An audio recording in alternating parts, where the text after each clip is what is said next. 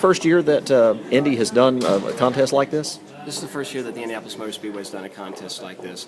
And part of the reason we did that this year is we really wanted to figure out how do you celebrate Dan Wheldon. And when you think about Dan Wheldon, you think about how passionate he was about the Indianapolis Motor Speedway and the fans of the Speedway. He loved to interact with his fans. So we felt like the best thing to do was let's allow a fan to participate in the unveiling of this ticket. So we created a Facebook challenge, really. We asked fans to write in and say, why is your seat the best seat in the house? And of the 250 entries that we got, Paul's was the one that we enjoyed the best because of the amount of time that he'd been at the Speedway, what the Speedway meant to him. But it also had a little twist as it related to Dan Wheldon winning and how excited he was to sit there and actually see Dan make that pass. So that's why we chose that. We think it's just a great way to celebrate Dan without Dan, allowing the fans who Dan loves so much to really unveil the ticket for him. Yeah, we've been knowing this time was coming ever since we lost Dan last year, but talk about honoring Dan and the image on the ticket. We've talked about the story about how he came back to recreate the picture. From everything that I've heard about Dan Wheldon, that's just the kind of guy he was. Well, Dan Wheldon loved the Indianapolis Motor Speedway, and he loved being an Indianapolis 500 champion. And frankly, the Indianapolis Motor Speedway loved his passion about it. He was great for us.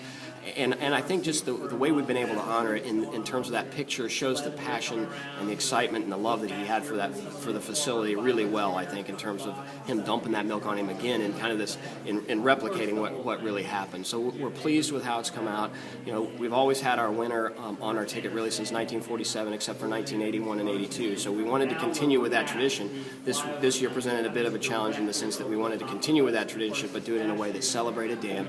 So we have a little remembrance remark on the ticket, just remembering Dan as a two-time Indy 500 champion. And this is the first of many remembrances that are going to take place between now and what's especially going to be an emotional day once race day gets here. Yeah, and we're still trying to sort through exactly what we're going to do in May to celebrate Dan. What we want to make sure we do, and what Dan would want us to do, is celebrate Dan Wheldon and the successes he had at the Indianapolis Motor Speedway. If you look at his record at the Speedway, several second-place finishes, 2 wins, he's been as successful as anybody at the Indianapolis Motor Speedway. It should be a celebration. So what we're going to make sure that we do throughout the month of May and on race days, that we celebrate Dan Wheldon in a way that Dan's personality and spirit would want us to do that. All right.